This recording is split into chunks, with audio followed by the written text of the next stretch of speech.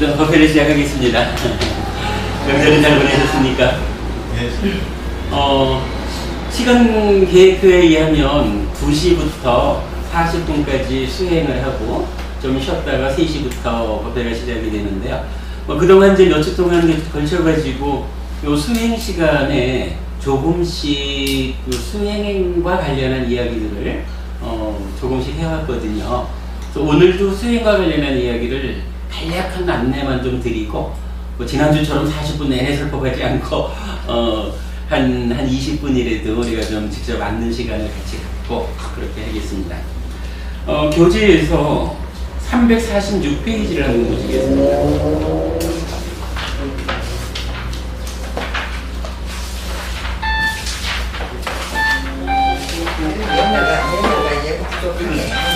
내가 이따가 여보세요.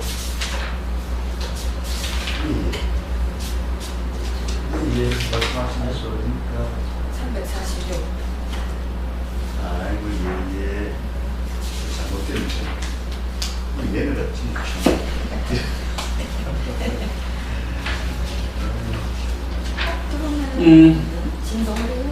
346쪽을 보시면 고와 고멸의 시소게임에서 수행의 의미 이렇게 제목을 적었어요.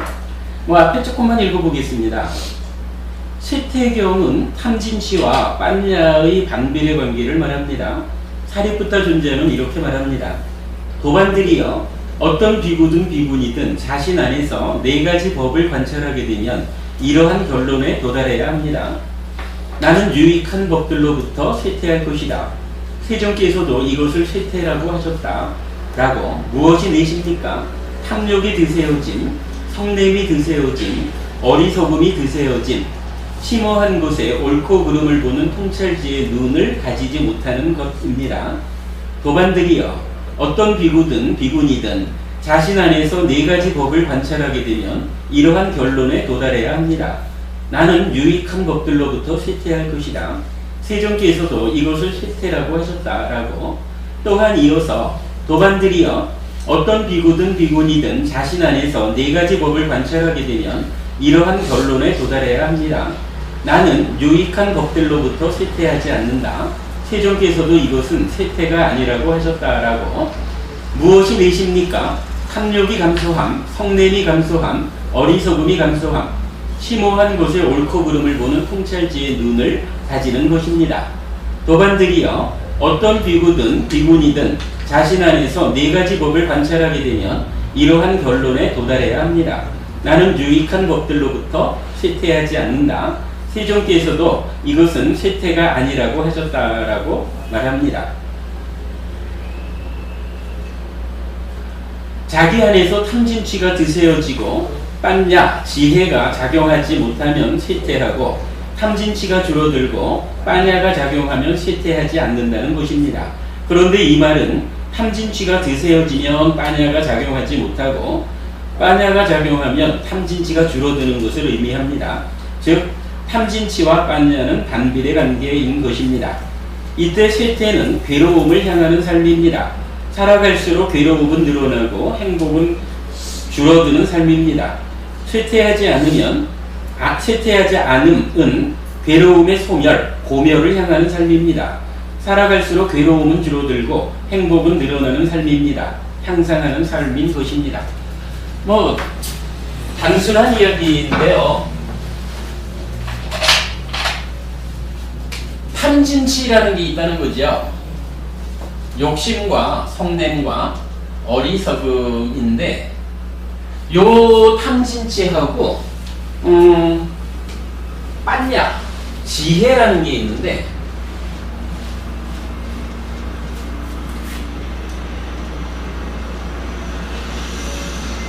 요 2개를 보니까 탐진치가 드세워진다. 탐진치가 막 일어난다. 하면般냐, 지혜는 힘이 약해지고 지혜의 힘이 커진다. 라고 하는 것은 탐진치가 힘이 약해진다, 줄어든다. 이런 얘기를 하는 거거든요. 요 얘기를 놓고 이렇게 한번 그림을 그려본 거예요. 우리가 이제 어릴 때 하던 시소라고 하는 것을 한번 생각해 보자고요. 나무를 하나, 한자대기를 하나 놓고 여기에 동그라미 하나 받쳐놓으면 되죠. 그리고 양쪽에 한쪽에는 제가 타고 한쪽에는 너가 타고 이래가지고 누가 힘이 세냐, 누가 무게가 많이 나가느냐에 따라서 탐진치가 무거우면 시소가 이쪽으로 기울 것이고 빨냐가 무거우면 이렇게 기울겠죠. 네. 근데 방금 경에서 말하기를 탐진치가 힘이 있어서 빨냐가 약하면 쇠퇴하는 삶이다. 쇠퇴한다는 것은 괴로움이 늘어나는 것이다. 행복은 줄어드는 것이다. 이렇게 우리가 본 거죠. 그러니까 탐진치라고 하는 것은 괴로움 쪽으로 시소를 누르는 요거죠. 그런가 하면 빨냐라고 하는 것은 괴로움의 소멸, 공멸, 요거 행복이죠. 이렇게 놓고 보면 야, 우리가 산다는 것이 참 별게 아니구나. 뭐 누구든지 괴로운 삶보다는 행복한 삶을 원할 거고요. 이럴 때 행복하려면 어떻게 해야 됩니까? 시소에다가 탐진치라고 하는 것을 한쪽에, 빨냐라고 하는 것을 한쪽에 얹어놨다. 이럴 때 어떤 방법을 쓰든지 간에 탐진치보다 빨냐가 더 무거워서 힘이 있어가지고 시소가 빨냐 쪽에서 내려갈 수만 있으면 이러한 삶이라는 것은 괴롭지 않다, 행복하다, 이렇게 불리는 삶이라는 거죠. 제목을 그러니까 고와 고멸의 시소 게임 이렇게 적었는데 그 내용을 보면 결국은 괴로움 쪽으로 시소가 내려간다라는 것은 탐진치가 드세어지는 것을 말하고, 행복적으로 시소가 향한다라는 것은 빨냐 지혜가 힘이 있어지는 것, 이런 얘기를 하는 거죠. 근데 이제 그런가 하면 우리는 쉽게 탐진치와 빨냐 이렇게 얘기를 하지만 이게 꼭 탐진치하고 빨냐하고가 1대1로 시소를 타는 게임이 아니더라라는 것을 우리가 경전적으로 확인하게 돼요. 뭐 실제로 우리가 그렇지 않습니까? 내가 여기 딱 하면 내 뒤에는 내 편들이 서가지고 시소 눌러지는 거고, 너가 탄 쪽에서는 너 편들이 시소를 눌러주고 이렇게 지고 집단으로 게임을 하는 거죠. 이럴 때 이 탐진치를 옆에서 눌러주는 지원 세력이 있더라는 거예요. 누가 탐진치를 도와서 괴로움 쪽으로 시소를 밀어내리느냐 라고 할 때 5가지 장애라는 것이 있어요. 요거 탐욕 이렇게도 말하죠. 탐욕 또는 악의, 좀 주로 하면 성내는 거 이쪽으로 치우친 거고, 그 다음에 이제 해태혼침이라 그래서 게으름, 무기력함, 들뜸 후회 이래가지고 마음이 고요히 한 자리에 있지 못하고 이리 뛰고 저리 뛰고 하는 들뜸, 그리고 지난 과거에 대해서 왜 그랬을까 하고는 후회에 빠져 사는 거, 이런 걸 들뜸 후회 이렇게 말을 해요. 그리고 5번째는 의심이라고 하는 요 5가지가 우리 삶의 장애가 된다 이래가지고 부처님은 5가지 장애라고 부르시거든요. 요 5가지의 장애라는 것이 있으면 탐진치를 지원해가지고 삶을 괴로움 쪽으로 눌러주는 거예요. 이때 요 5가지 장애를 법계경 이런 경전에서는 이렇게 정의를 해줘요. 5가지 장애 뭐냐? 빨냐를 무기력하게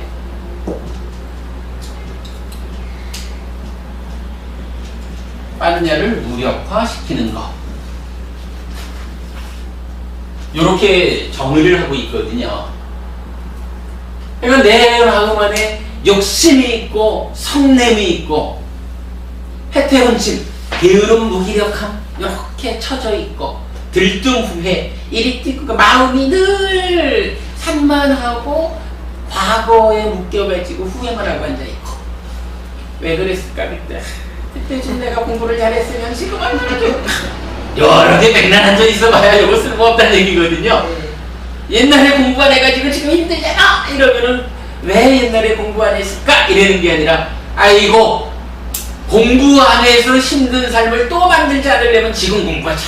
이렇게 지금 공부하자. 이렇게 나서는 게 현명한 거지. 옛날에 왜 공부 안 했을까? 요거 붙잡고 있어봐야 도움 안 된다 하는 거거든요. 그리고 이제 의심이라는 요 5가지는 하여간 탐진치하고 마주해가지고 행복한 삶으로 시설을 내려누르는 이 반자를 무력화시키는 것이에요. 그러다 보니까 이 반야를 무력화시키는 것, 반야를 헛개비로 만들어버리는 그런 5가지 장애가 탐진치를 지원해 주니까 시선은 이렇게 기우는 거지요. 그런가 하면 만약 이게 지원군이 탐진치 쪽에만 있다 그러면 우리 삶이라는 것이 희망이 없잖아요. 우리 삶에는 그래도 또 희망이라는 게 있어요. 요 5가지 장애를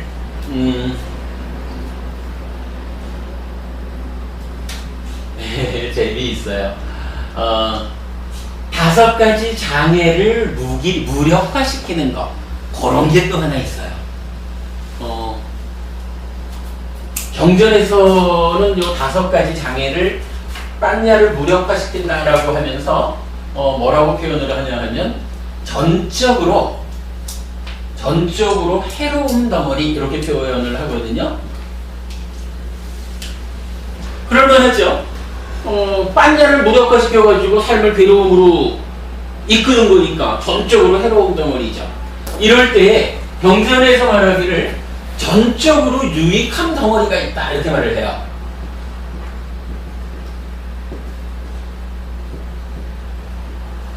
전적으로 유익한 덩어리란 어떤 의미를 가질까요? 전적으로 해로운 덩어리를 제거하는 게 있다면은 전적으로 유익한 덩어리 이렇게 말할 수 있겠죠. 예, 전적으로 해로운 덩어리인 5가지 장애를 제거하는 방법이 있어요. 그 방법을 사념처 이렇게 불러요. 제가 먼저 계속 그 수련과 관련한 이야기를 하면서 신소신법 사념처 영이 뭐였나요? 싸띠잖아요. 싸띠를 힘있게 하는 수행 해가지고 영천대 신수신법 4가지를 기준으로 할 수 있기 때문에 사념처 넉사자 이렇게 이제 많이 말씀을 드리는데 그 사념처가 하여간 그런 거예요. 빤야를 무력화하기 때문에 전적으로 해로운 덩어리인 5가지 장애를 제거하는 것이기 때문에 전적으로 유익한 덩어리라고 경전에서 불리는 거예요. 경전 제목이 아예 유익한 덩어리 경이 있어요. 고경에서 이렇게 정의를 해요. 그러면은 이제 2대2로 이제 그 균등하잖아요. 여기에서 우리가 하나를 더 봐야 되는 게 있는데,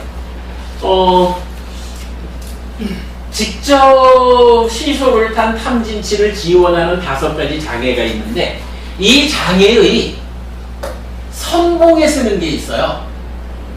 5가지 장애의 선봉장. 아무래도 5가지니까 그 5가지 중에 무언가가 앞자를 쓰겠죠.